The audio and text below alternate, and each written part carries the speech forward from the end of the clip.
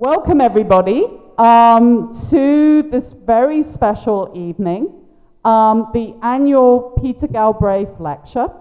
My name is Sophie Howlett and I'm the president of SIT. And I will say that it's an absolute pleasure, a real delight to have the Windham World Affairs Council here with us this evening.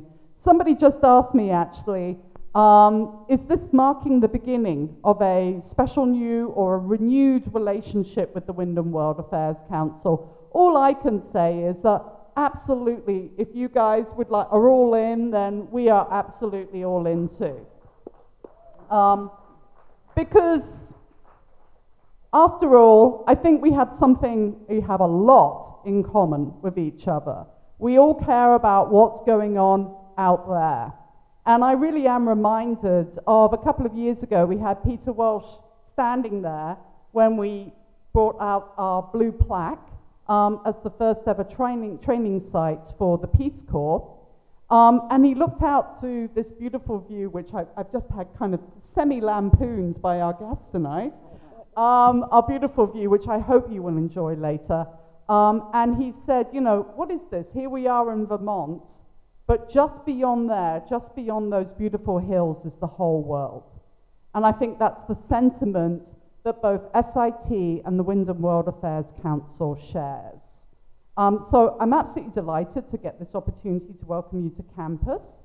I hope you enjoy. Meanwhile, I've got 1,000 students, I think, landing this week in more than 45 different countries. So yeah, I'm just trying to make sure everybody's safe. So thank you for giving me also a lovely hour out of my schedule to come and greet you all. So with no further ado, welcome. I'm so grateful that we have Peter here, that we have Tim here, and I'm now going to hand you over to our chair. Thank you so much. Thank you so much. And thank you everybody for attending, for being here today, for helping to support our work. I'm Tamara Sten, chairperson of the board of Windham World Affairs Council. And I want to give a heartfelt thanks to our sponsors, to help us be able to be here to make this event possible.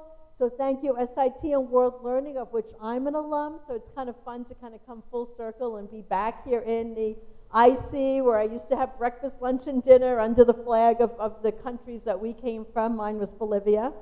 And now to be here under the lights with all of you, it's really a full circle. So big thank you to World Learning.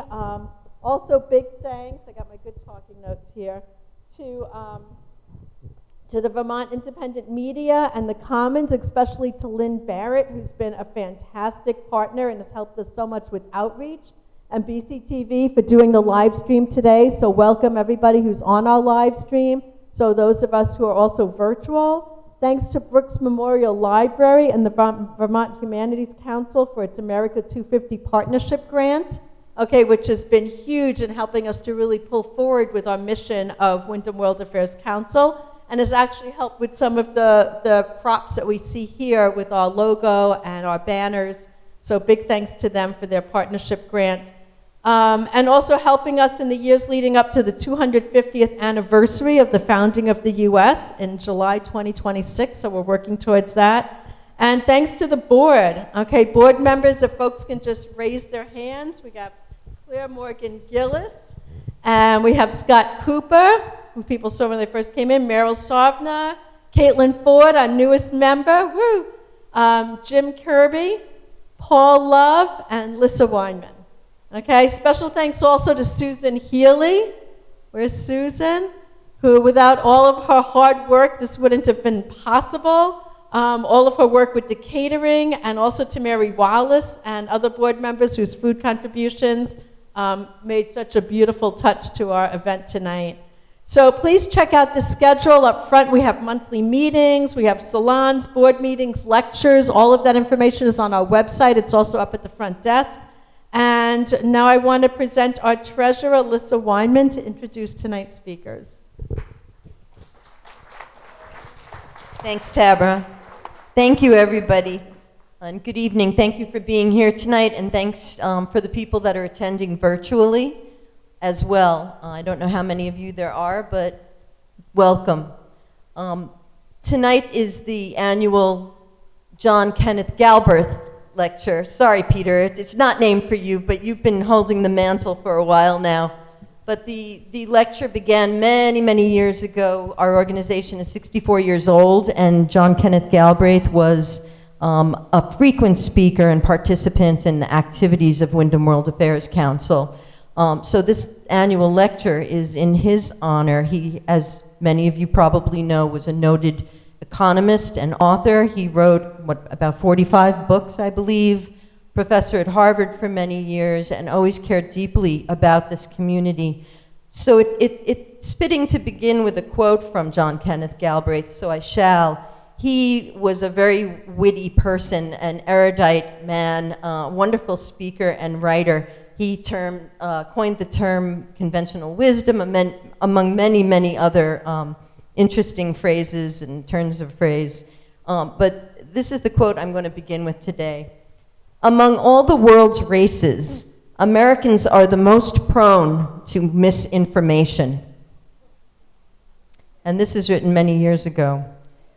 This is not the consequence of any special preference for mendacity, although at the higher levels of their public administration, that tendency is impressive. It is rather that so much of what they themselves believe is wrong. So in the spirit of that quote, I'm very honored to, to present our two speakers tonight, who will help us perhaps dispel some of our mistaken beliefs and help us share some of their vast experience so that we can look forward to the future and to how we might participate in change in a way that's both more effective and both more illuminated by them. So I also want to mention that this is a lecture as part of our America 250 series leading up to the semi-quinticentennial. We've been partnering with Vermont Independent Media and Brooks Library on a series of lectures and town halls with Meg Mott, our Constitution Wrangler here in this part of the world. So we'll be hosting these town halls and these lectures in order to better understand, well, the name of the program is Examining America's Identity and Role in a Changing World. And this lecture is part of that deep dive that we've been doing, not just with all of you and our members and the public, but also at the local high school through our work with Jody Williams, our own local Nobel Peace Laureate, who is helping mentor students at Brattleboro Union High School. And we've been doing monthly lectures there, and we'll continue this year. It will be the third year. So your support tonight of our organization helps us bring some of these speakers and messages also to youth in our area who, believe me, appreciate it and are eager to learn. Peter actually kicked off the America 250 program last October at Center Congregational Church with his lecture, Is the American Century Over? Most of you know Peter, but I will give a little background. He's held senior positions in the U.S. government and the United Nations. He served as the first U.S. ambassador to Croatia, where he negotiated the 1995 agreement that ended the Croatia War.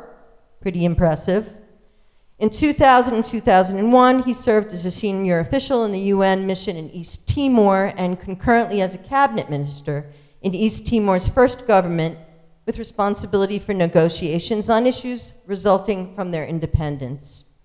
Currently, he chairs the Center for Arms Control and Non-Proliferation, an organization that his father also pertained to. And he's been continuing his work in Syria and helping reunite mothers and children torn apart by war in that area. Tim Reiser is a senior advisor to Senator Peter Welch. He served as senior foreign policy advisor to former U.S. Senator Patrick Leahy, who was here just a few weeks ago. Some of you might have attended that lecture. From 1995 to 2023, handling a wide range of issues. He began his career as a public defender in Vermont. It's his home state. It's where he still lives. and he taught at the Harvard Law School Project on Negotiation. He was a professional staff member of the Appropriations Committee and Democratic clerk of the Subcommittee on State and Foreign Operations, a position he held until 2022, overseeing appropriations for the operations and programs of the Department of State, the U.S. Agency for International Development, and other federal agencies, as well as contributions to the UN and other multilateral organizations. This year, he's a visiting fellow at the Perry World House at the University of Pennsylvania. So the speakers will engage in a conversation covering topics that our members have indicated to us they're interested in hearing about tonight. So it will be a conversational, non-moderated format. These guys have known each other a long time. They both served in Congress as staffers for many, many years. They know how things work. So at about 7 o'clock, we will take questions, and you should be ready to get the microphone and pose your questions to the speakers. And after that, we'll adjourn at about 7:20 or so and continue our reception on the beautiful patio out back. So thanks again for everyone who's come tonight online and here, and thank you so much for your support of the Windham World Affairs Council. Thank you, guys.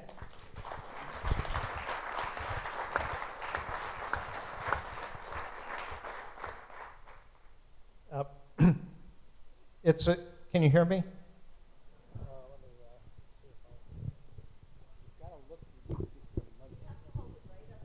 All right, does this work? Well,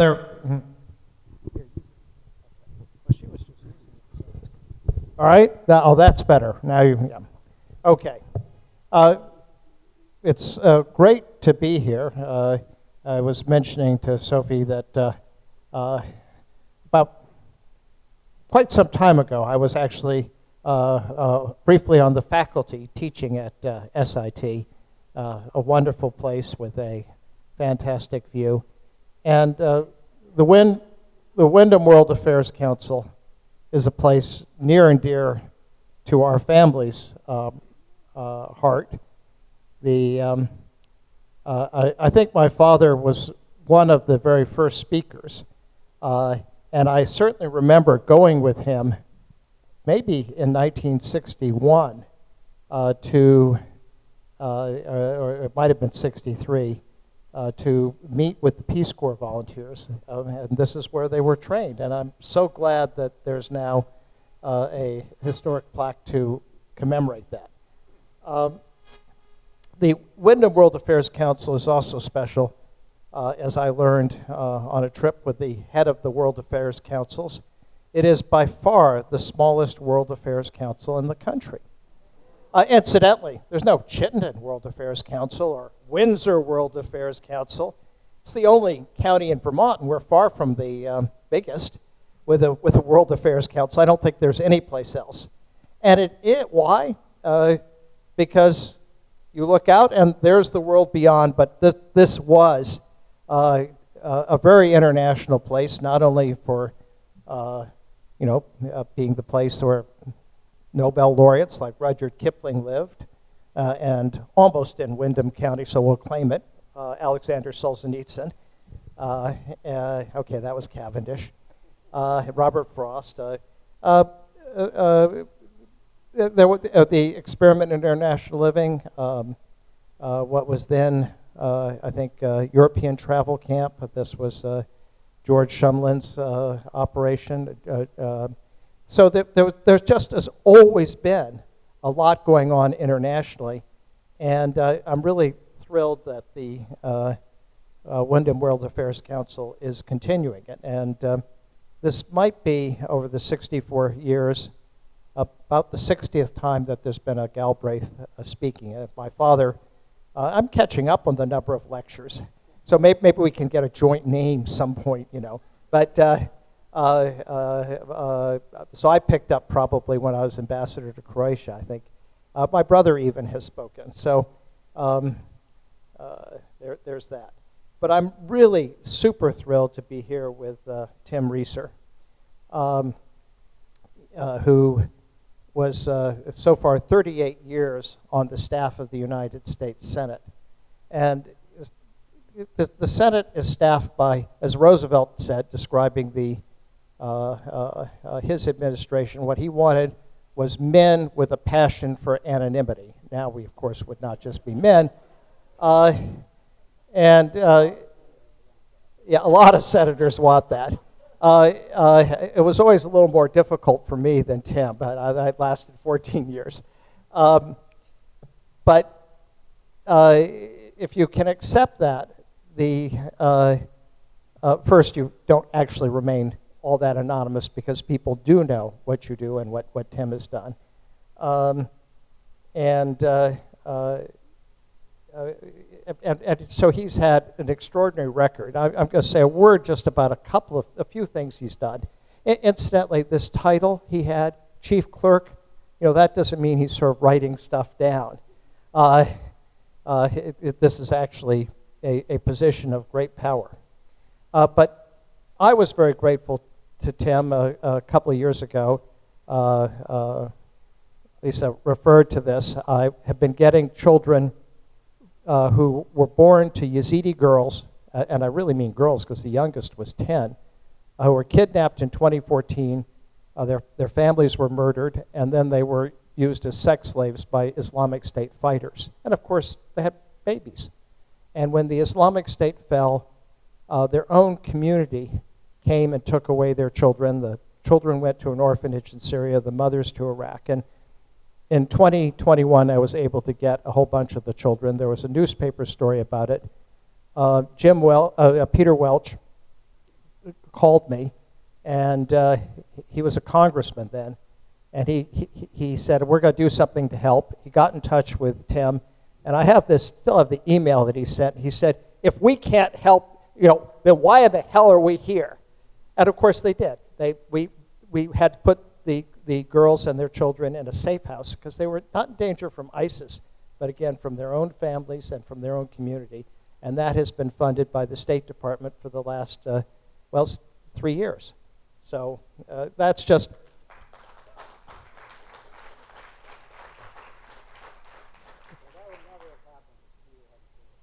Yeah. It's just... Yeah. I was just saying that none of that would have happened if Peter hadn't... Can you hear me now? I was just saying that never would have happened if Peter had not cared about those women and decided to do something about it. I just, took his advice. But it takes someone to take the initiative, which, the government wasn't doing. And very often that's the situation. It's people like all of you who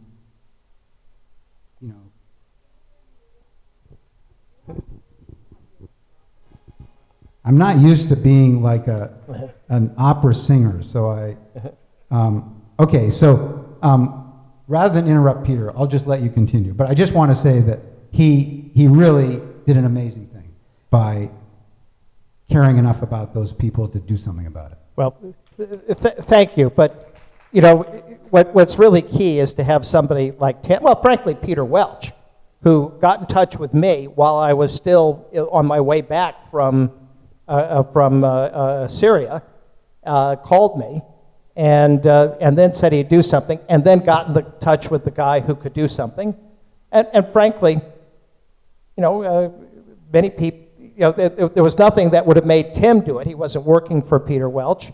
Obviously, he's the kind of guy who thought this would be a good idea and understood it. But this is only a few of the things that Tim has done, and there are so many. We were talking about Oppenheimer and his role in getting the decision to deny his security clearance reversed or expunged. But he got Alan Gross out of Cuba. Part of that deal involved having live human sperm flown from California to Cuba. He played a really key role. It wasn't mine. It was the story is that all part of this exchange involved some Cuban spies who were in federal prison, and since federal prison doesn't allow conjugal visits, his wife, I guess, was wanted to have a baby, maybe getting of a certain age, and so this is what was arranged, and that, of course, helped pave the way for an exchange of spies and ultimately for Alan Gross to get out. He played a key role in the landmine issue, and I'd be absolutely critical. But really, I think what people don't understand is the role that certain staff, particularly those who handle legislation, have, staff like Tim. I will just say a word about how it worked at the Foreign Relations Committee, because the way the system's supposed to work is there's supposed to be bills that authorize activities. So they set the policy, and they basically say a certain amount is authorized, and then it's up to the appropriators to just come up with the money. But the reality is that in this century, authorization legislation almost never passes, particularly in the foreign affairs area. And so it is the appropriators who set the policy. But who among the appropriators who sets the policy? Who is it? The senators, or is it the staff? And the reality is that legislating in the U.S. Senate is primarily done by the staff. The way it worked on the Foreign Relations Committee, and I handled one of the committee's two main bills when it passed, is I would prepare what was called the chairman's draft. I suspect Tim would do the same thing. So everything that I thought should be in the bill, the ideas I had, ideas that other staff had, maybe some that senators had, would go in the bill. I would then write a memo to the chairman saying, this is all in the bill, here's why all of it's here, and after you've been there a while, you know the chairman is exactly what argument to make to him, and you know how he'll respond. And it never happened in the years that I prepared the draft, and literally hundreds of pages of legislation, that he ever said no. Now it then goes to markup. Some of the stuff didn't make it through markup in committee. When the committee is voting, that happens. And then it goes to the floor, and some of it, well, you're on the floor with the senator, and other senators are coming up with the amendments. What does he do? He hands the amendment over to you to look at it, and then you give the thumbs up or thumbs down, or you propose modification. You have to negotiate it. And then, you know this textbook, it then goes to a conference with the House version of the bill. But conferences are almost entirely done by the staff. In again, legislation I worked on, there might be 200 or 300 items of difference in the bill, and sometimes it'd be a paper conference, meaning the senators and House members would never meet. And sometimes there'd be 4 or 5 issues that couldn't be resolved, and there'd be an actual conference. Now, Tim can't say all this because he's still working there, but what you learned in your high school civics about how it works isn't exactly how it works. And so a guy like Tim, I mean, I was there 14 years. He's been there almost 40, and on the committee that every year is doing a bill. I'm in foreign relations, they don't do these bills anymore. I was involved in probably 6 of them. So that really is, and incidentally, we were talking about a senator who was sympathetic to a project that Tim had, a Republican, and he pointed out that the senator would vote against how Leahy would vote 95% of the time, only 5% agreement. But none of these issues actually ever went to a vote. Where you're really making a difference is on the things that don't go to a vote. It is there, being the person who is providing the initial draft, the person who is negotiating it in the subcommittee, the person who's on the floor with the senator who's looking at every bit of legislation, and the person who's negotiating with the House. That's the real legislator, and that's what Tim is, or at least was. Now, of course, you're working for Senator Welch, who's a relatively junior member. but it's really when you have the chairman. Incidentally, this is to say nothing against the Senator Leahy or Senator Pell. They have 3 or 4 committees. They cannot. Tim has worked in an area of very narrow expertise, as did I. I mean, the operations of the State Department Foreign Aid Program. Leahy was chairman of the whole Appropriations Committee, so he had everything: the military, the Health and Human Services, energy, the whole thing. Plus, he had his other committees, Judiciary. Plus, as a senator, of course, you're constantly meeting constituents. You're going to meet with the administration. So, this is the kind of expertise, the way the government works. The Secretary of State is negotiating basically nothing. He appears. But all the hard work of the negotiation are going to be done by people who have knowledge. Incidentally, this is a very Galbraithian idea, not me, my father, who referred in the Affluent Society, wrote about the technocrats. So with that, to begin with, a little civics lesson, but I really would like to turn to substance for our discussion, and I'm going to pose some questions to Tim, and then probably will make some points of my own. I just wanted to ask you, how would you assess the President Biden's foreign policy? And of course, then we get into the issue of what might happen in November. Well, that is a big question. I feel like I should say just a couple of words of introduction, though, because Peter just did a very good job of describing the role of congressional staff. I never imagined that I would stay in the Senate for 39 years.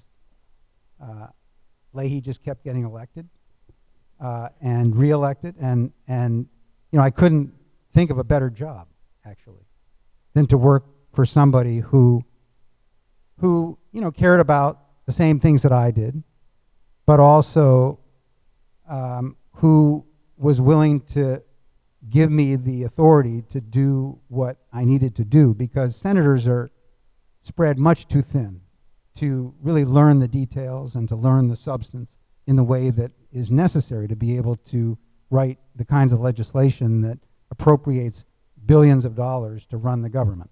Trillions? Trillions. In my case, it was about 60 billion, our subcommittee. But it was certainly, I came to realize, one of the best things that Thomas Jefferson and Madison and the rest of them did was to give the power of funding the government to the Congress, because otherwise the executive branch couldn't care less about what we have to say about anything.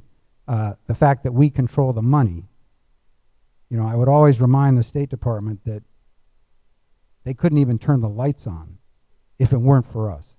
And so while, our job was to work together, we really want to have one foreign policy, not a Republican foreign policy or a Democratic foreign policy or whatever, but that at the end of the day, it was the Congress that was going to decide how much money, for what purposes, under what conditions, et cetera. And that was a critically important fact that gave Senator Leahy kind of outsized power over most other senators. Not just the fact that he had such seniority, but also that it was as chairman of an appropriations subcommittee that basically funds everything that the U.S. government does around the world, short of the deployment of our armed forces and our intelligence agencies. All our diplomats, all our international aid workers, all our contributions to the United Nations, et cetera. Not only that, but he also ended up as chair of the full committee, which was 12 different subcommittees, as Peter mentioned, that fund the entire government. And so invariably, it became the responsibility of the staff to make all those decisions. And you learn what your senator would want you to do and hope that you don't make any big mistakes.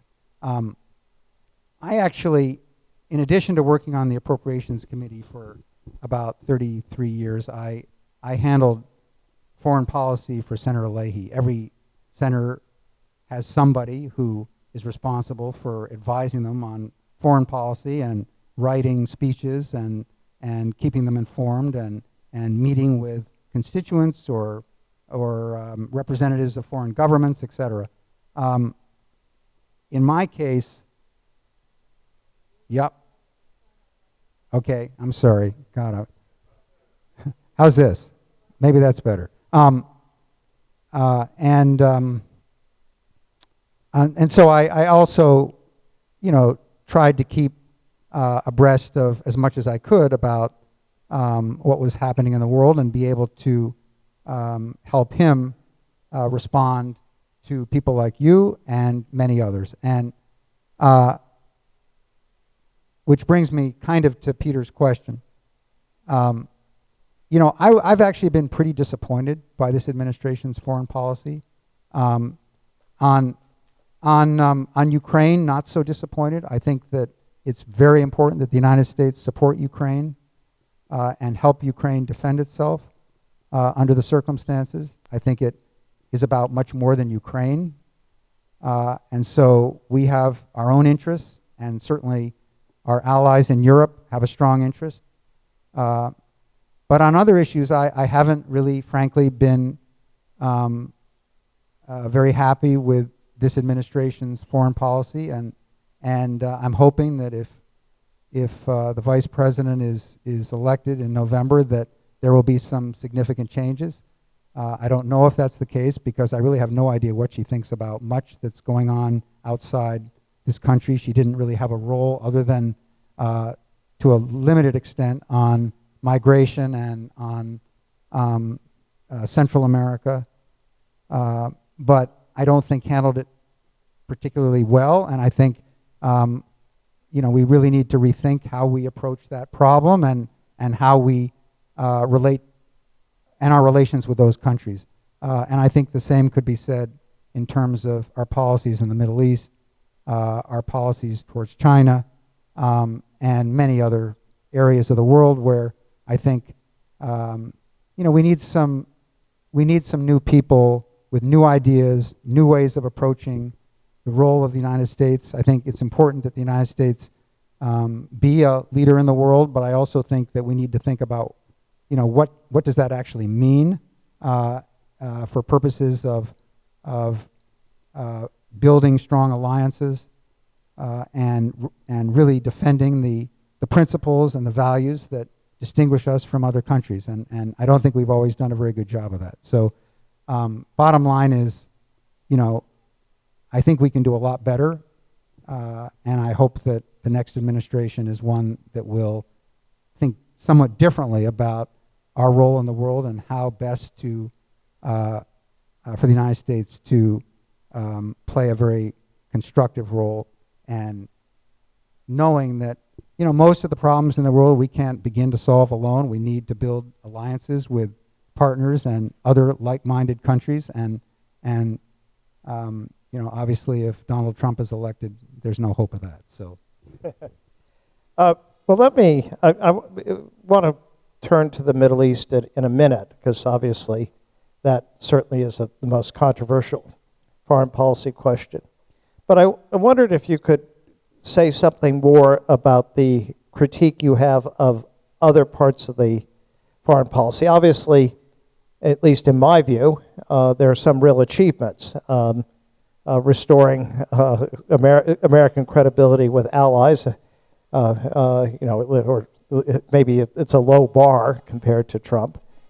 Re-entering the Paris Climate Accords and the domestic legislation with which you played a role on climate. Setting aside the Middle East, where would you find the fault? China, Afghanistan, what would it be?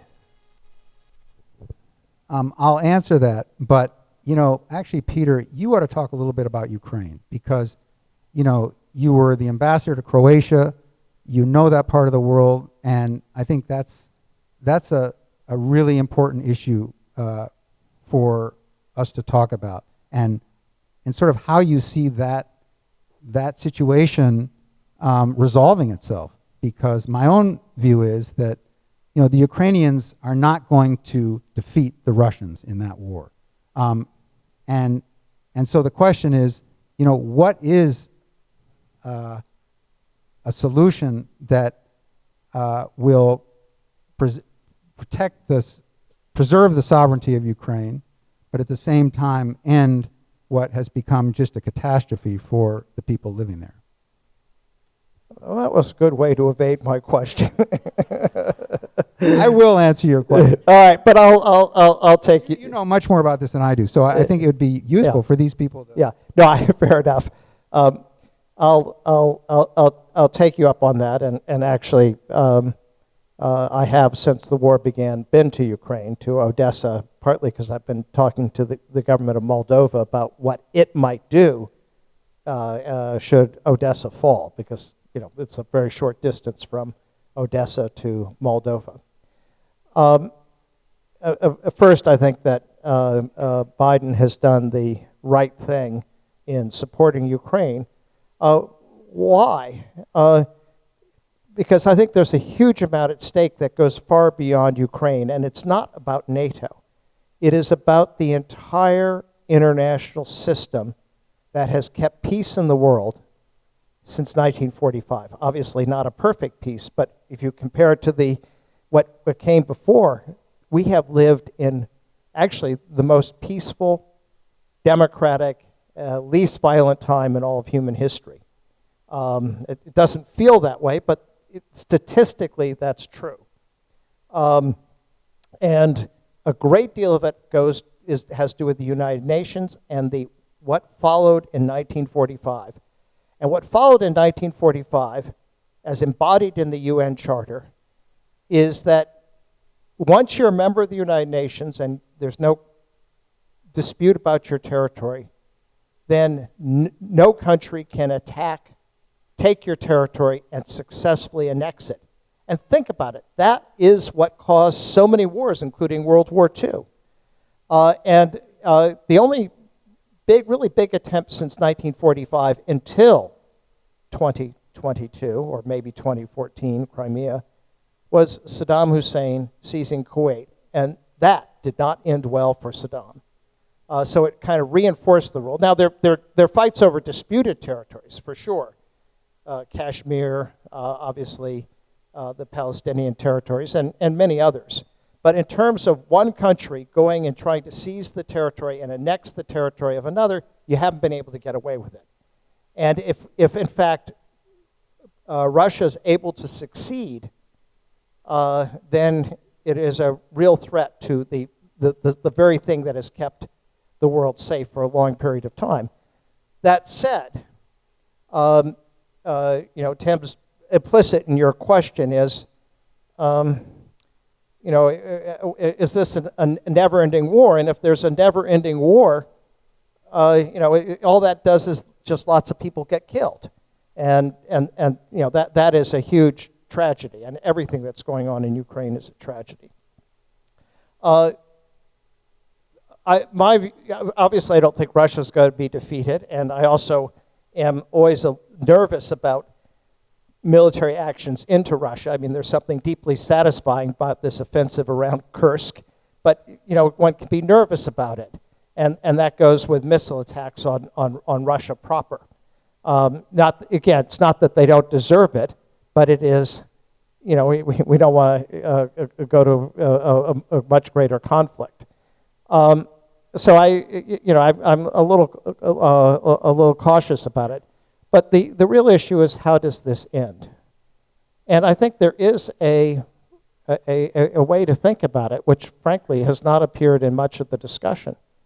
My sense is that this will end the way the US war in Vietnam ended, the way the Soviet war in Afghanistan ended, and the way the American war in Afghanistan ended, which is that elites, and particularly the children of elites, turn against the war. And if you're thinking about, what is it if you're a Russian?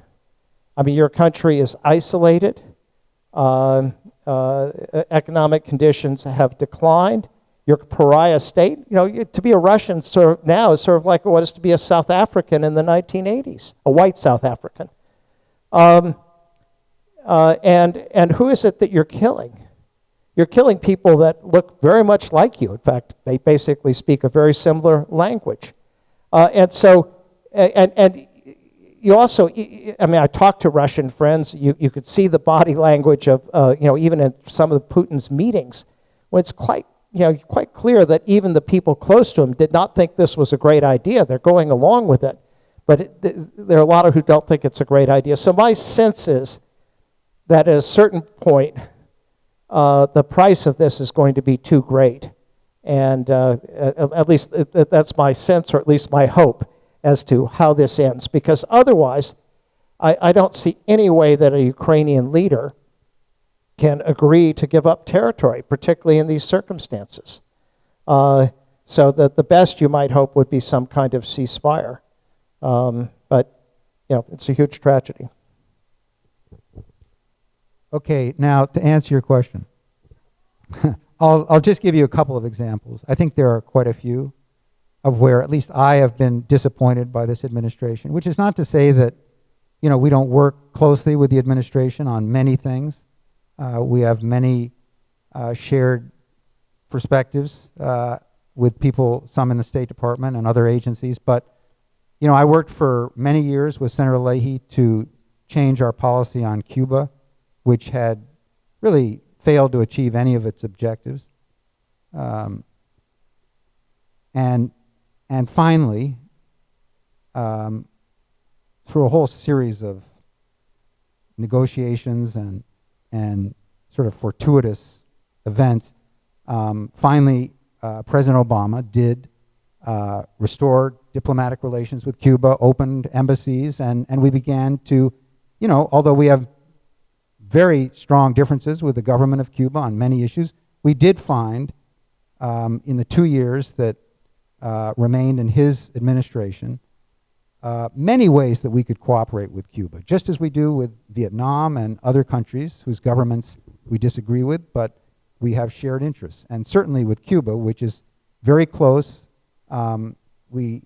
Our histories, our cultures, our languages, our families,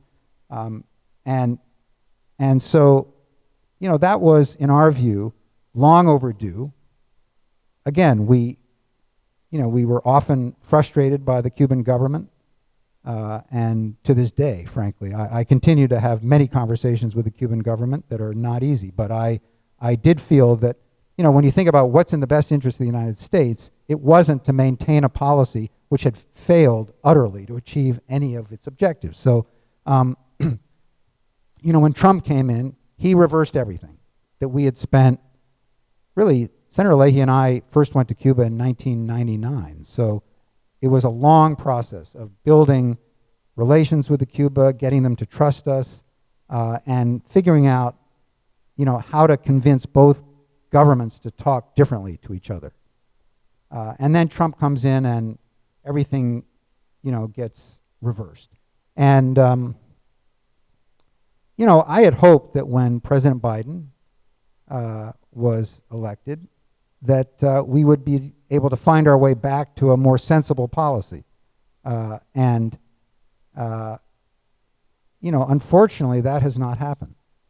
There have been a few steps taken because it got to a point when hundreds of thousands of Cubans were leaving the island seeking entry to the United States. And that's the only reason that the White House finally felt they had to do something.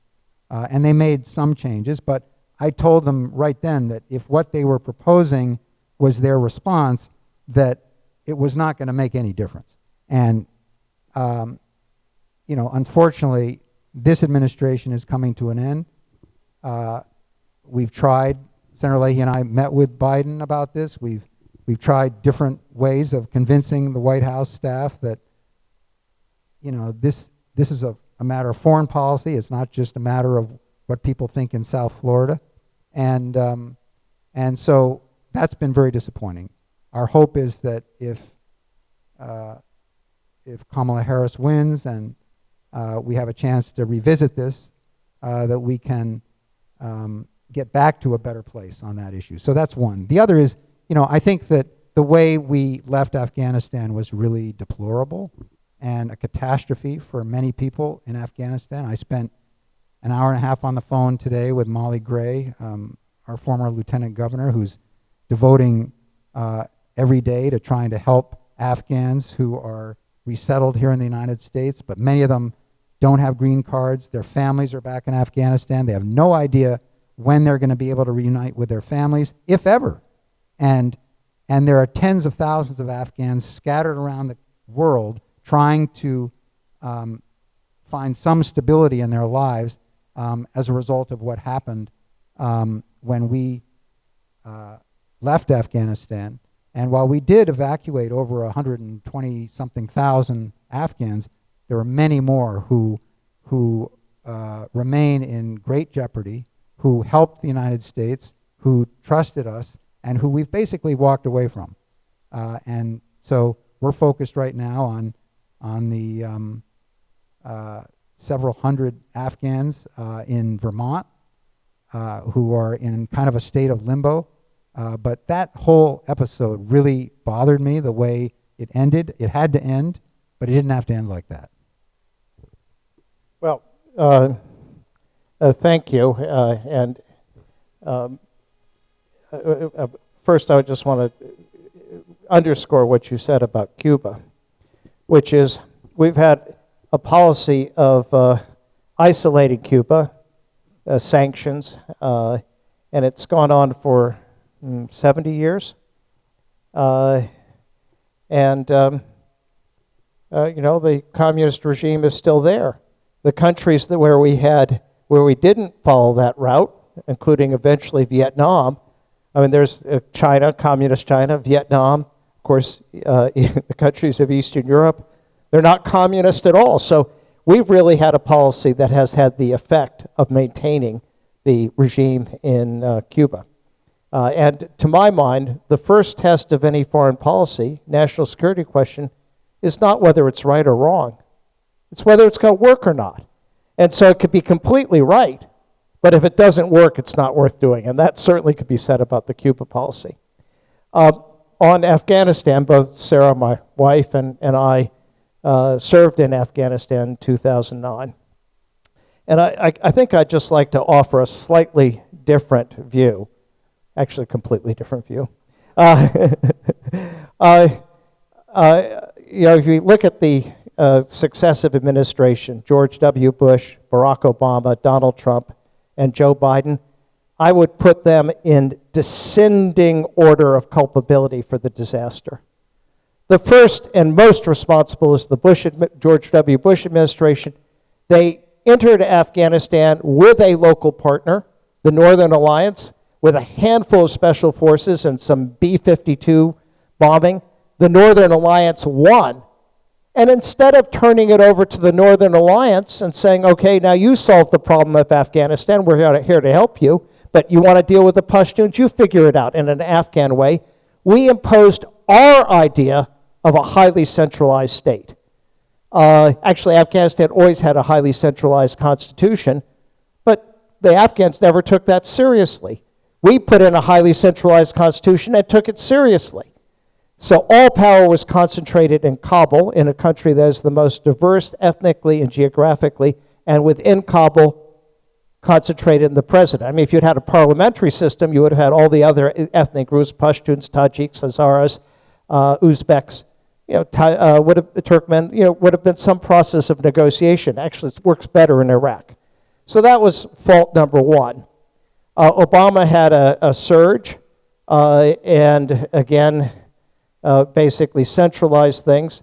Trump negotiated what was and Biden incidentally opposed the Obama policies as vice president. That's very clear. In Trump, he signed the surrender deal, basically, with the Taliban. And by the time Biden took office, there were 2,500 troops. So what do? And the deal was, while the U.S. was withdrawing, the Taliban would not attack. So if you break the deal and keep the troops there, the Taliban's going to attack, and you're going to have to re-escalate because 2,500 troops can't defend very much. So it was either go back in or finish the choice that Biden faced, or finish the pullout. Now, the if you start to pull out all your friends, you are basically at that point saying the whole thing's going to collapse. You're going to cause the collapse. And it wasn't obvious. When you look back, of course, that may be what you should have done. But when you're looking forward, after all, you have an Afghan army that's 3 times the size of the Taliban. You have an Afghan army with state-of-the-art American equipment and Taliban with a bunch of guys on pickup trucks with machine guns. It's not unrealistic to think that they could have held out, although I don't know, Sarah and I didn't think they could, but still, it wasn't unrealistic. But if you start pulling everybody out, you're guaranteeing that result. To me, the core responsibility for the failure in Afghanistan rests with people that we don't like to criticize, namely the U.S. military, and particularly General Petraeus, who sold the idea that this was a counterinsurgency. And if you read Petraeus's doctrine, to have a successful counterinsurgency, you need to have a partner. And the partner, why? Because your forces can clear the insurgents. But then what do? You need a local partner who can provide, security, a good administration, and economic development. And if all that happens, then the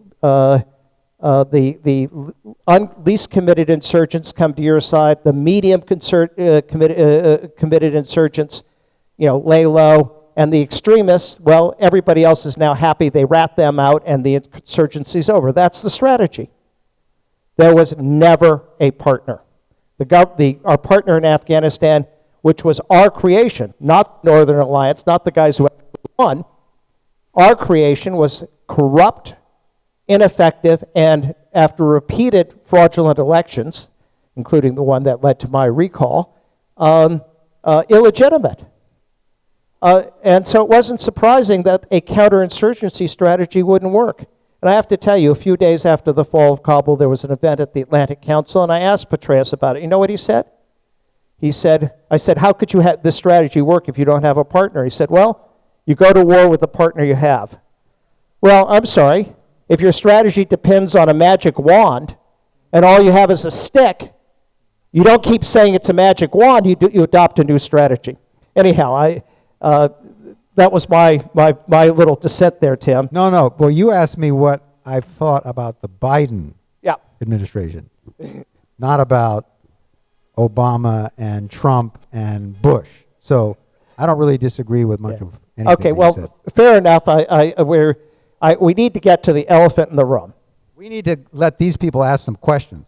I want to go just to one more question to you, because I know everybody wants to know about Gaza, and in particular about the application of the Leahy Amendment.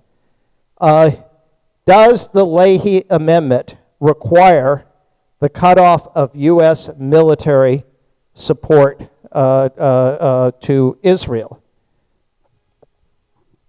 Okay, so the Leahy Law, which was not known or named the Leahy Law when I drafted it, it just got named that over time, back in 1997, has been amended many times over the years, and it's really amazing to me that it has been institutionalized to the extent that it has. At the time it originated, I never thought that it would become a topic of such conversation as it has today. And if there's anything good that comes out of this catastrophe in Gaza, it's that people are asking about the Leahy Law. Because since the early 2000s, Senator Leahy sent letters to various secretaries of state and to the government of Israel about the failure to implement the Leahy Law with respect to the Israeli Defense Forces. The Leahy Law is quite simple. It applies equally, or at least it's drafted in a way that is to be applied equally to every recipient of U.S. military or other security assistance. It doesn't create one standard for certain countries and another standard for other countries. It does, however, empower the Secretary with the decision to determine if there is credible information of a gross violation of human rights by not a foreign security force, but a unit of a foreign security force.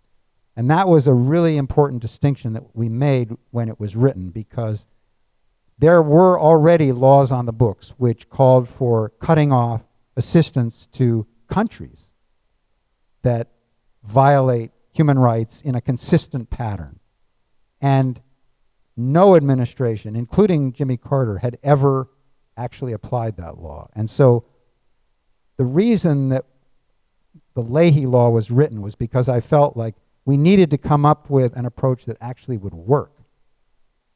And the best that we could think of was applying it in as narrow a way possible to those units of foreign security forces that were actually implicated in specific abuses. That is, not the entire armed forces of Israel or any other country, but those that had participated in a particular gross violation. And those are the worst crimes: murder, rape, torture, forced disappearance, things of that nature. And what it says is that if the Secretary has credible information of such a crime having been occurred by a unit of a foreign security force, then that unit is no longer eligible for U.S. assistance. Or individual. It could be an individual, but a unit is the term that we used. And that law has been applied in many countries over the years to deny assistance to different units of foreign security forces that were implicated credibly in serious crimes. From Pakistan to Indonesia to Guatemala to Ethiopia, it's actually become, as I said, institutionalized. We provide every year $20 million to the Department of State to enforce the law. There are 15 staff people at the State Department whose job it is to essentially assess information and determine what is credible and what isn't. It has never been applied to the Israeli Defense Forces.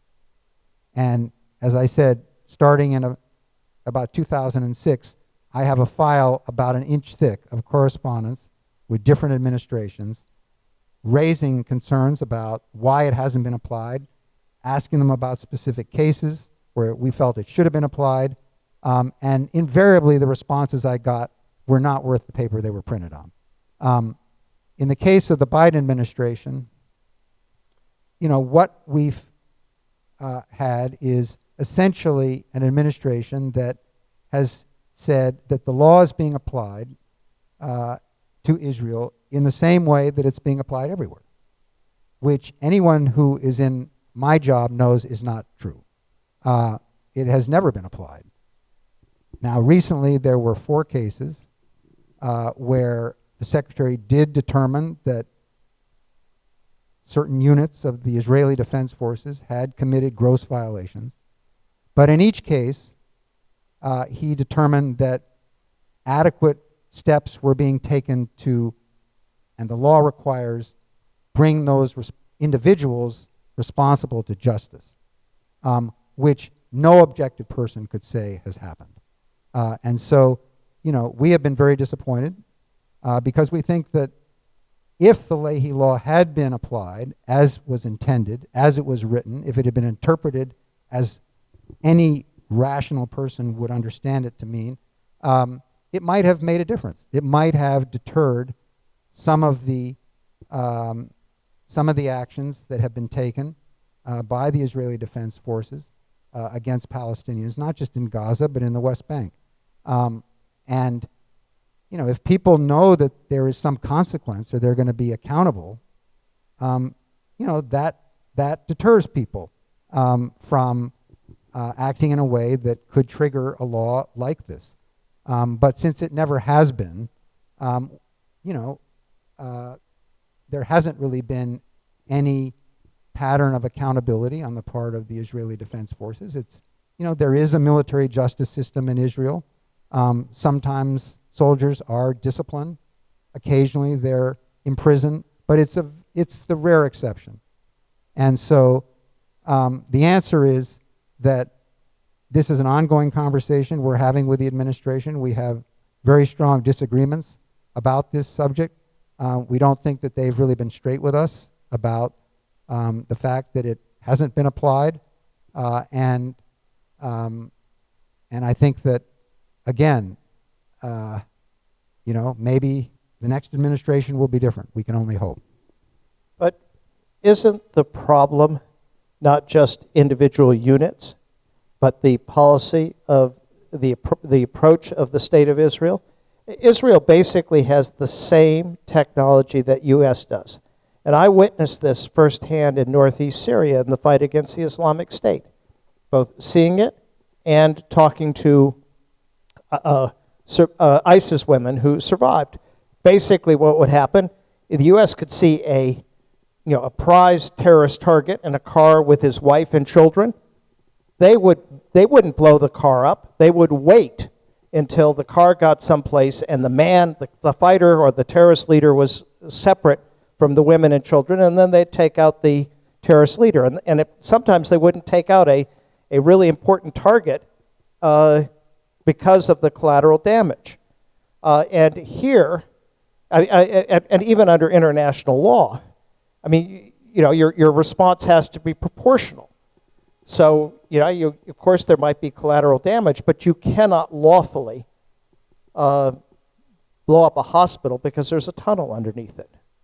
So isn't it a much broader problem than just individual units? No question about it. Yeah. But the Leahy Law is rather narrowly focused on individual cases involving specific units that are responsible. The policy itself, unquestionably, the strategy, in our view, was flawed from the beginning, and the costs have been horrific. All right. Well, let me turn this over to you with your questions. We're running a little behind schedule, but when you have a couple people who work for the Senate, and in my case, a former senator, albeit in Vermont, you get a certain amount of filibuster. Yeah, we should. So, you there? Yeah. We'll get a microphone to you. Hi. How about that? That's better. Hi. Tim, your boss was one of 4 senators last fall. Yeah, thank you. Last fall, your boss was one of 4 senators to lead a letter expressing concerns about the U.S.-Saudi deal, which would guarantee troops and nukes for the Saudis, and at the same time undermining Palestinian self-determination. So in the fall, will your boss lead the pushback on this bad deal when Congress comes back? This also plays into what you were saying about how these things are applied and what can be done about it and what Senator Welch will do. Thank you. Well, I think his views on this are a matter of record. I don't know exactly what he's going to do. It depends on,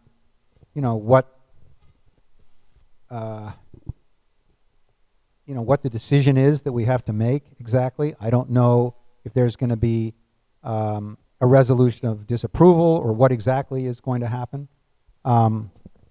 But my assumption is that he will be consistent, as he has been in the past, on this question, and yet I'm always hesitant to make declarations about anything as far as what a senator is going to do, even one that I work for, without at least having the chance to talk with him and know all the the consequences or the implications. But he's been pretty clear where he stands on that, and I think he will continue to be. Without getting into any of the specifics, I just have to comment. I actually worry much more about MBS having a nuclear weapon than I do about Iran.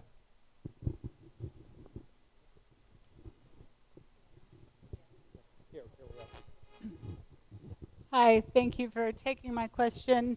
Thank you, Tim, for the work that you've done on the Leahy Law and the work that you're doing with Senator Welch. We appreciate his statements on Gaza.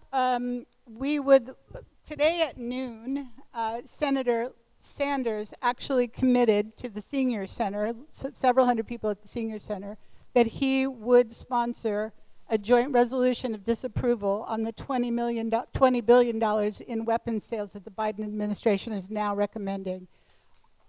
We're very pleased about that. He committed to be a leader on that. I guess my question to you is whether you will ask Senator Welch to co-sponsor that resolution. I understand there's 15 days to do that, so the time is very short. Yeah, I know that this is already something that Senator Welch is focused on. I have no doubt that he will support Senator Sanders. The concern that Peter has, as he expressed to me, was how do we get more people, not just the usual suspects? You know, how do we get more than just a handful of people to support something so that the message that results is not that 95 members of the Senate oppose us? So, you know, I don't think the issue here is going to be whether he's going to support Bernie Sanders. That's, I think, a given. The question, though, is, you know, is it just going to be another vote like we had last time with a handful of people? We all know who they are, overwhelmingly defeated. And I think if we can convince others beyond Sanders and Welch and a few others to support a resolution like that, that would make a big difference.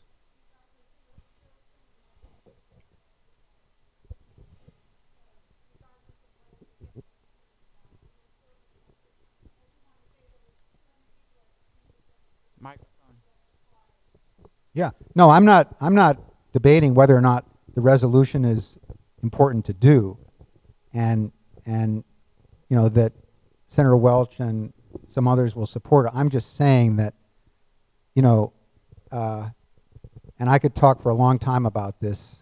That is, you know, how you make a difference in the United States Senate, and you always have to think about, you know, how what you do is going to be interpreted if you're going to lose badly. Because a lot of people would interpret that as simply a reaffirmation of the position that we're against. That doesn't mean that we're not going to oppose it. It's rather that, you know, the more that we can do to convince others to join us, the more impact it will have. And sometimes that is a function of the text of the resolution, how it's worded. And I haven't seen what Bernie Sanders has in mind, but I can tell you that the last time he introduced a resolution to invoke Section 502B of the Foreign Assistance Act, which is one of the provisions I was alluding to previously, which cuts off aid to countries that engage in a pattern of consistent violations of human rights. And, you know, it just wasn't drafted well. And if he had just talked to us ahead of time, because it's a subject that some of us know quite a bit more about than his staff, I think we could have gotten a significant number of additional senators to join, and it would have had more impact. And so, you know, it's not a question of whether it's the right thing to do, it's a question of how to go about it in the most effective way.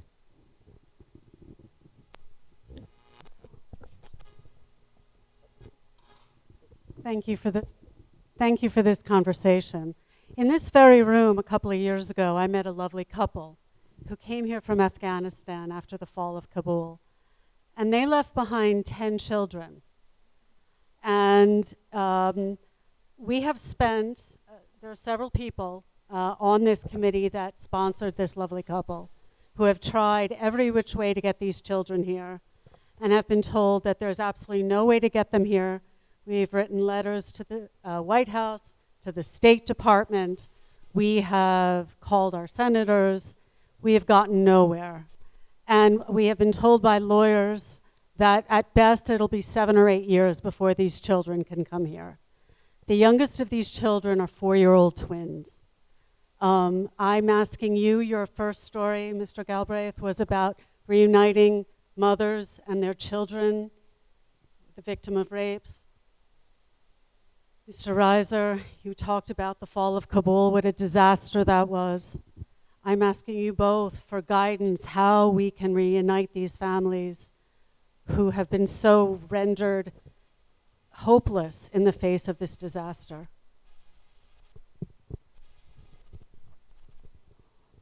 Peter's going to take care of that family. No, as I said, I spent an hour and a half on the phone this morning with Molly Gray about exactly this issue. There's this family, but there's many other families with spouses and children stranded in Afghanistan. And these, the men who, worked as translators or others involved in the war there are here in Vermont. They have no idea if they're going to see their families again. Some of them are talking about going back to Afghanistan because obviously they're at a point where they've close to given up. So this is an issue that we are very conscious of. It is a nightmare for these families. There aren't easy solutions, but the answer should not be no, we can't do this. Well, I'll say two things. First, what went on in Syria and Iraq had nothing to do with U.S. immigration laws, getting the children for the mothers, and frankly it had to do with the connections that I've had with the Kurds over 40 years. So it was really a kind of personal thing. Dealing with U.S. immigration laws is, it's very hard for a private citizen, which is what I am.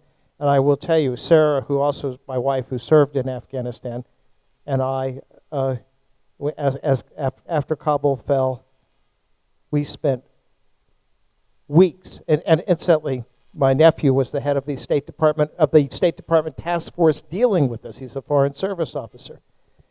With individual cases, I had all the UN employees because I was the Assistant Secretary General in the UN in Afghanistan. I had all the people who worked for me, and we spent weeks. And do you know how many successes we had?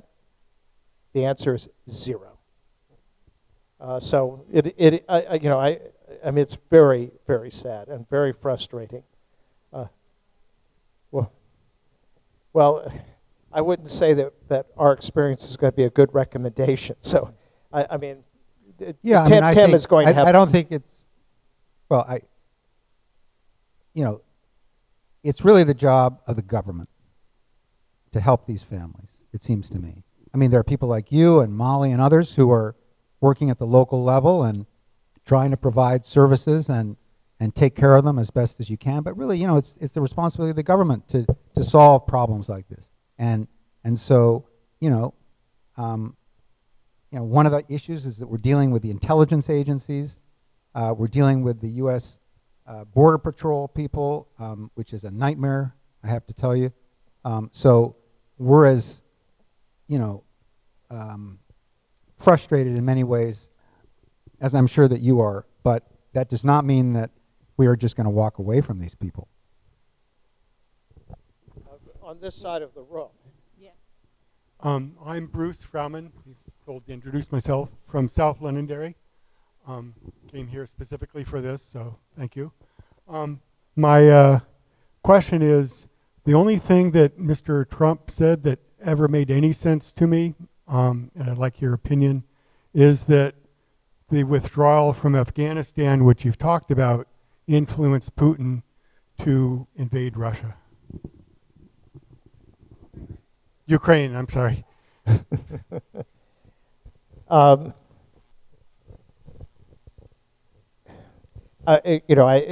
My view, utter nonsense. First, the responsibility for the fiasco in Afghanistan rests with Donald Trump. He was the guy who negotiated what effectively was a surrender deal. Exactly. And Joe Biden had 2,500 troops. Mm-hmm. So his choice was put in another 50,000 or carry out the Trump surrender deal. And the way in which this guy slimily tries to get around his own responsibility is appalling. And I'm not sure this is meant to be a partisan occasion, but let's sure as hell hope that the rest of the American people are as intelligent as those of us here in Vermont. I'm afraid I'm not entirely optimistic about that.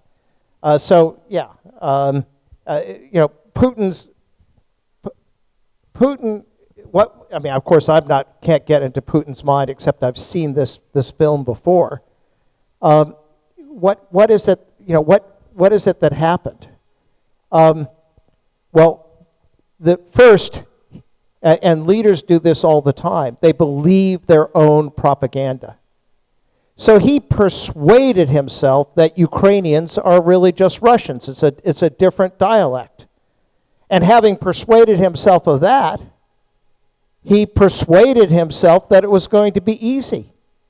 A military force is most powerful the day before you actually use it.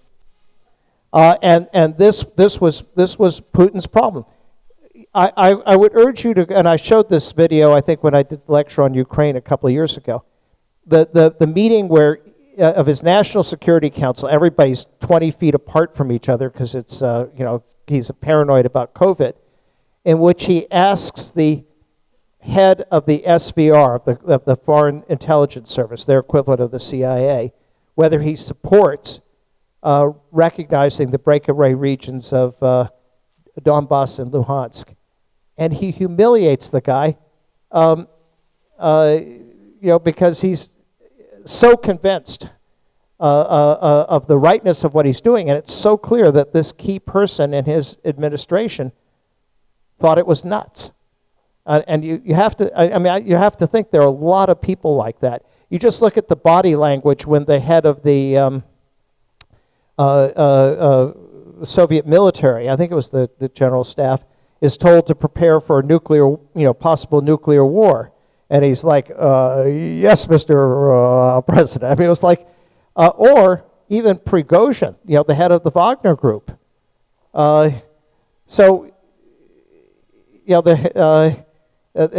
This was not something that was influenced by Afghanistan. It's something, a brainworm in Putin's head. I have before we take this question here, though, because we didn't get to some of the topics that we were supposed to during your comments, could you just comment on China? Is China as much of a threat to the United States as it seems to be when you look at the Biden administration's words?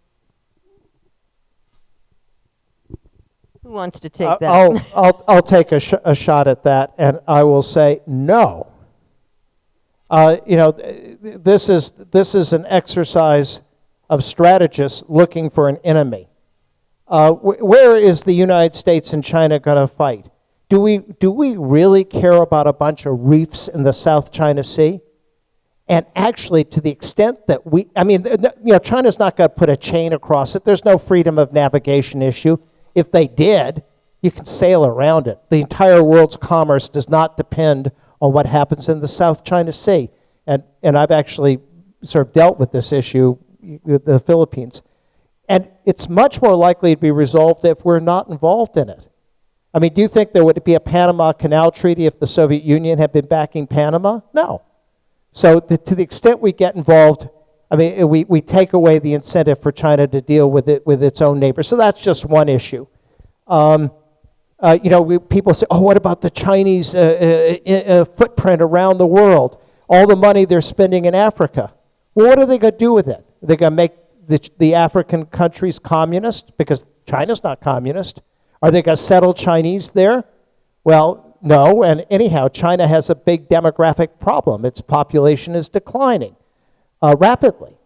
The one issue is Taiwan, which is entirely different legally from Ukraine. And let's be blunt about it. We recognize, and the entire world recognizes that China and Taiwan are one country. There are a handful of countries that recognize that Taiwan is the Republic of China, but almost everybody else recognizes that the People's Republic of China includes Taiwan. That's not to say that there should be a green light to some kind of invasion, which would not be easy for the Chinese. But it's something to be managed to avoid a provocation. And otherwise, what is there for the U.S. and China to fight about except for strategists, and this is my view, who want to justify their existence by thinking in these terms, including those who say, China is a rising power, the U.S. is a declining one, the Thucydides trap, that always means war. Over what? I don't have much to add. I've always argued that, our policy ought to be looking for ways to cooperate with China. Obviously, we have big differences. We compete in many ways, but we also have many areas where we could be working more cooperatively with the Chinese. We can't fight a war with China. It would be a disaster, and why would we? But we certainly ought to be talking differently, because there seem to be members of Congress who would like us to fight a war with China over Taiwan, which would be lunacy. So my view is, let's talk to the Chinese differently about ways that we can work together on issues that we both care about. And incidentally, if they got their way, you know what they could forget about? All their cell phones.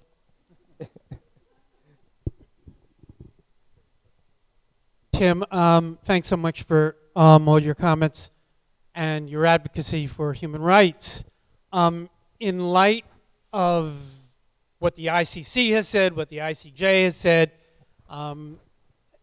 what can you enlighten us as to why, I'm particularly heartbroken that Democratic colleagues of Senator Sanders and Senator Welch, and Representative Balint, don't seem to have the spine to oppose clear a clear genocide that's going on in Israel. And I say this as a Jewish person.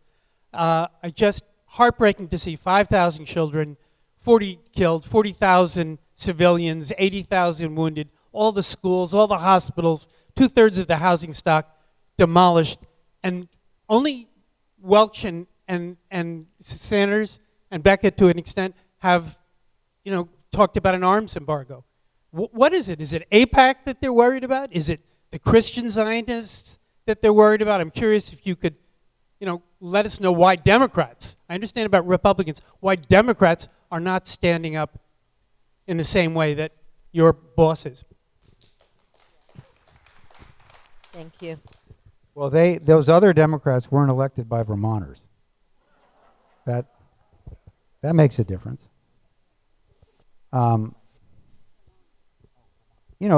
It's I think pretty apparent the influence that the American Jewish community has with members of Congress. Certainly, AIPAC's influence goes back a long time, and is a factor for sure in. So I can't speak for other members, but I know that having worked there for many, many years, any criticism of Israel is often to invite kind of a backlash, which no member of Congress wants to have to answer to, and so it's easier just to go along, and that has been the tradition. And I don't think it's actually served the United States.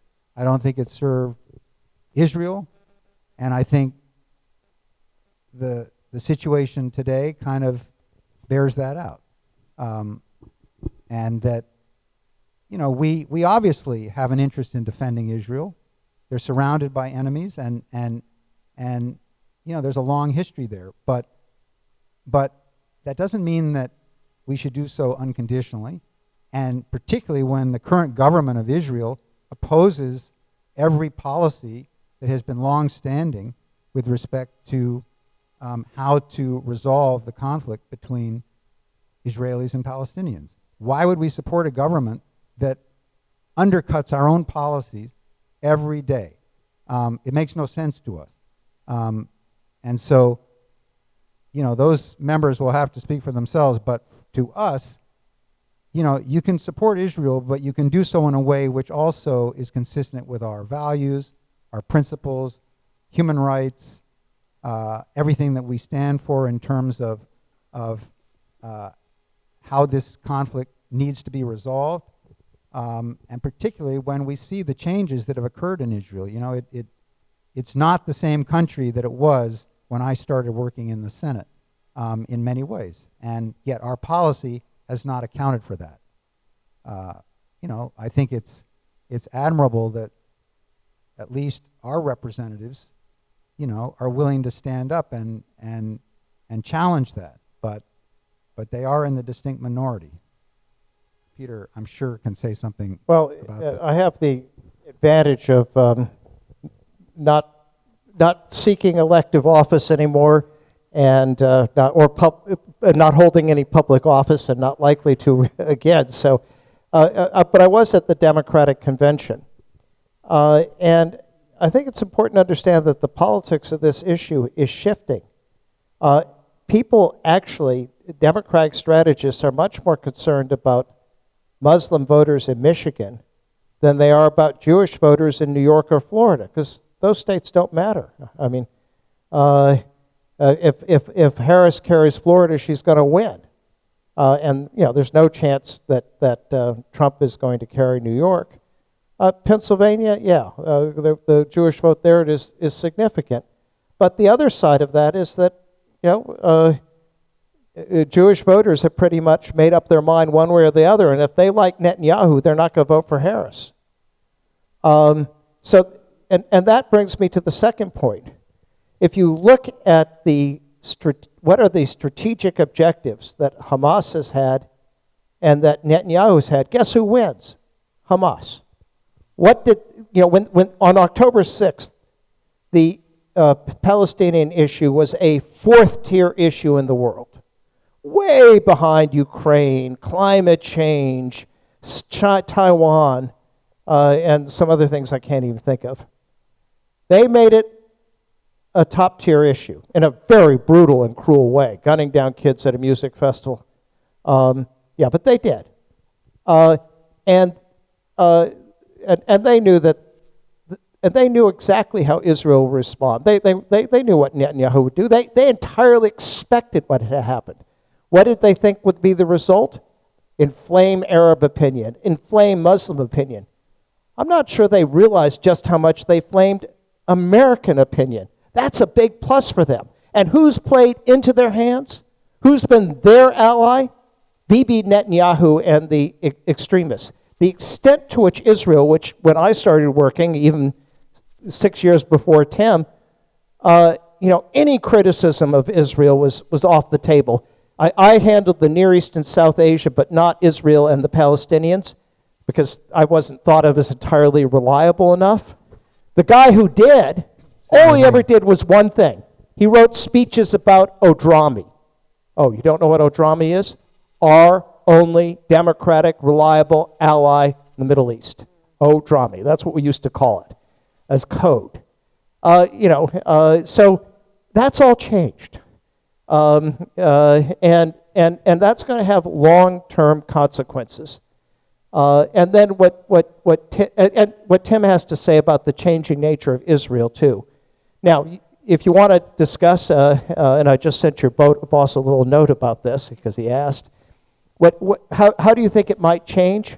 Well, there are two things that have to happen before anything is going to change. You have to get rid of Netanyahu and his government, and you have to get rid of Hamas.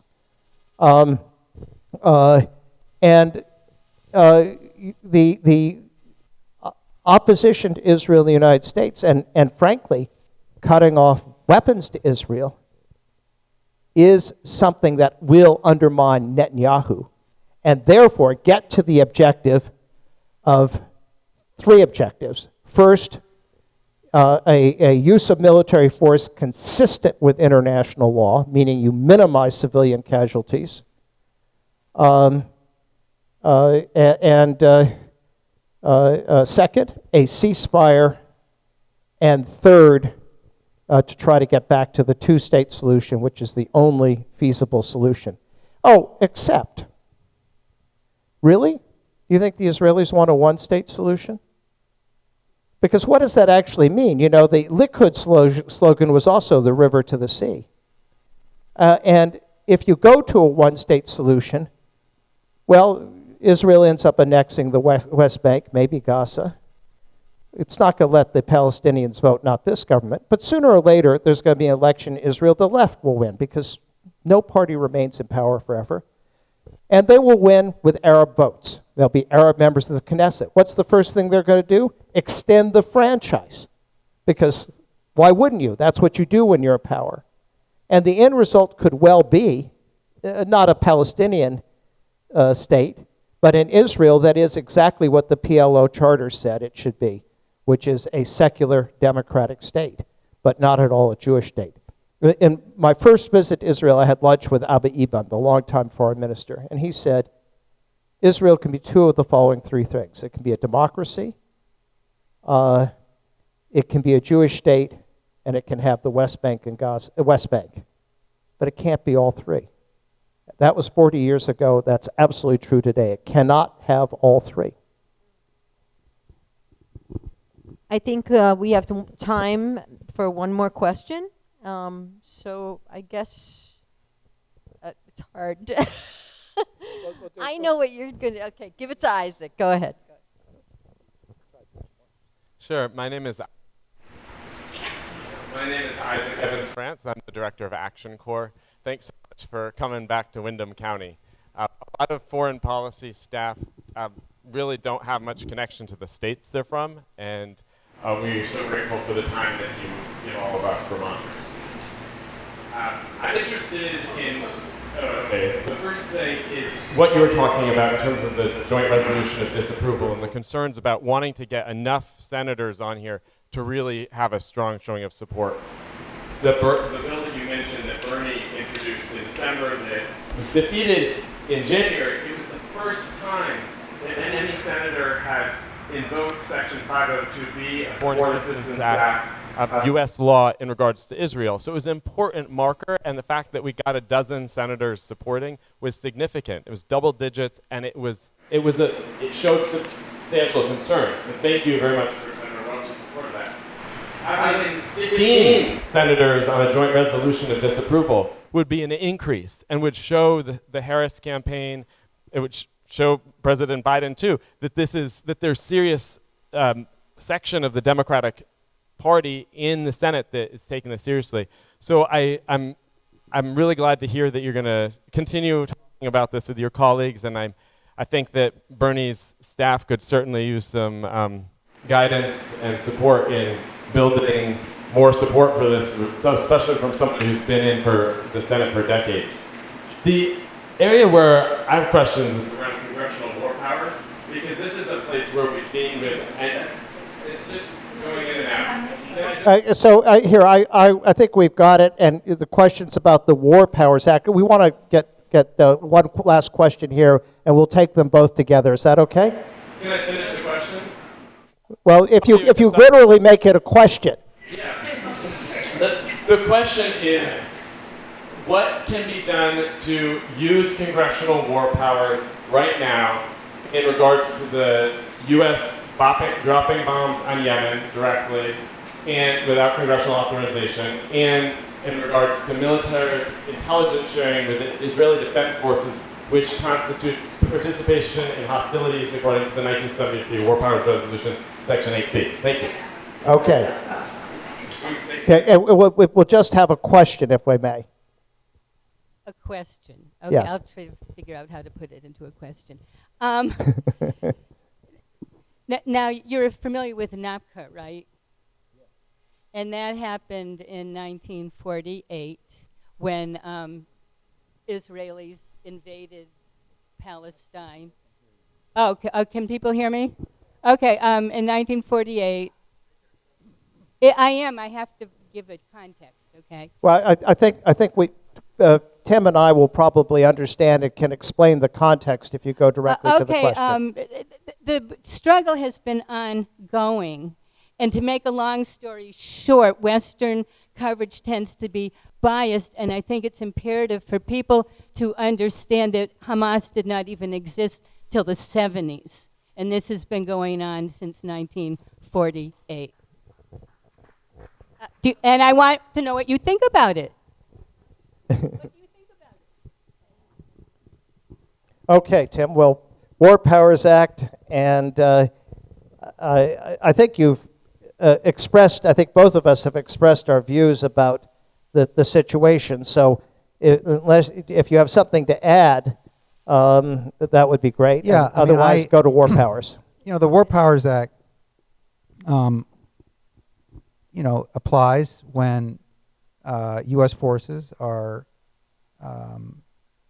deployed in hostilities. And, I think one can argue that by supplying weapons to the Saudis that have been used in Yemen and our own forces' actions there, as well as our support for Israel and Gaza, one could argue that these are circumstances which should trigger the War Powers Act. I can assure you there are differences of opinion about that in the Congress. Whether or not there is enough interest in taking on this issue in that manner, because there are different ways that we could try to make the point that continued U.S. weapons and munitions for Israel to be used in Gaza should end. Whether this would be the best strategy or not, I think would be something that we would need to discuss. Again, I always come back to, it's great to get 12 votes, but it would be a lot better to get 22 votes on something, particularly if it's the first time that you're invoking a critical piece of legislation like 502B. You want to come out strong the first time to show that, there's really a critical mass of support for your position for something which has never been done before. Whether the War Powers Act is the right approach here, I honestly don't know. It's something well worth discussing, but I think we can also anticipate what the vote would be. And so we have to think about, ultimately what message we're trying to send. So I started working for the Senate Foreign Relations Committee, which had jurisdiction over the War Powers Act in 1979. So just 6 years after the act was enacted. It's actually only been invoked once, and that was at the time of the Mayaguez, an American ship that was seized by the Khmer Rouge in 1975. Successive administrations have ignored it. They haven't always ignored the spirit in the sense that Bush Sr. got authorization for the first Gulf War, and Bush Jr. got authorization for the second Gulf War. And he got authorization for basically Afghanistan, and actually more broadly, the war on terror. There's a second issue about war powers. Do you imagine for 1 nanosecond that a so-called Supreme Court, because it's not really a court, I'm sorry to say, would uphold the War Powers Act when it determines that a president is actually immune from any criminal liability for any act he commits that has some colorable official status? No, I really don't think so. So I think that the better way to approach this is not by a law, which was a great law, but is honestly a dead letter, but rather through the appropriations process, where, I know a guy who knows something about that, where actually it kind of requires like 51 votes, and it's pretty unambiguous. There are nuances that he knows and I've forgotten in all of this, but the likelihood, whatever you may think of the morality of it, the likelihood of success is very slim at this point in time. Yeah, and that's kind of my point. You know, it's one thing to believe that it should apply, and on the merits, it's the right thing to do. It's another thing, you know, to think about what are you actually trying to achieve. If the goal here is to end U.S. support for weapons and munitions for the Israelis to be used in Gaza, well, that's a function of whether we stop paying for it. We don't have the votes to do that, but we might have the votes to at least put some conditions on the way U.S. equipment is used. We tried that in an informal way a few months ago. The administration basically ignored it, and you know, I think that's something that we absolutely need to revisit, because we negotiated an outcome with the administration that required them to report and find certain, make certain determinations. What they did was not borne out by the facts, in our opinion. And so, you know, I think it's incumbent on us now to respond to that. But I also think that Peter's right about the War Powers Act, as much as I wish he wasn't. Right. Let me just add one thing here, which I think is quite important. I'm sure you've noticed how dysfunctional the Congress has been for a very long time, 30 years now. The entire time I've been there. Yeah. No cause and effect. And one consequence of that dysfunction is to transfer power from the Congress to the executive, and probably across the board, but nowhere more than in foreign affairs, where the executive already has considerable latitude. You know, when I started, we could say with a straight face that we're a co-equal branch of government, and including in foreign affairs. I mean, that's a laughable proposition. Where does this lead us? If you're looking for change, it's going to be in the president. And whatever you may feel about the Biden administration and the vice president who's part of it, you have to look at what the alternative. What has Donald Trump said? He said, finish the job, Netanyahu. What has J.D. Vance said about Ukraine? I couldn't care less about Ukraine. What has Trump said? Basically, they opposed even aid to Ukraine. So, you know, you have to decide where you want. That's where it matters. Now, I just want to say a word about the vice president's acceptance speech, which included a couple of sentences about Gaza. And some people were disappointed she didn't say more. If she had said more, the entire story of that acceptance speech would be about Gaza. That would have been an unacceptable and politically suicidal thing to do, and it would have been unacceptable because she's running for president with a whole range of issues. And if she had said nothing, that probably would have been the big story too. But what did she say? She said something that, in my view, had a significant change in tone. And so I would look forward to some changes. And if any of you have relatives in Wisconsin, Michigan, Pennsylvania, Georgia, Arizona, and God knows why Nevada, but apparently that seems to be important too, you might have a conversation with them. Well, thank you, Peter Galbraith. Thank you, Tim Reiser. We didn't get to a lot of things that we wanted to tonight, but of course we don't have unlimited time, but you will be joining us to have a few, maybe a couple of cocktails and a little another food. 3 or 4 hours. And maybe then we could talk about the proliferation of nuclear weapons, the role of the United Nations, and multiple other things, that climate change, the big elephant in the room and the world. So thank you so much. And join us then for the reception and more conversation. Thank you, everyone.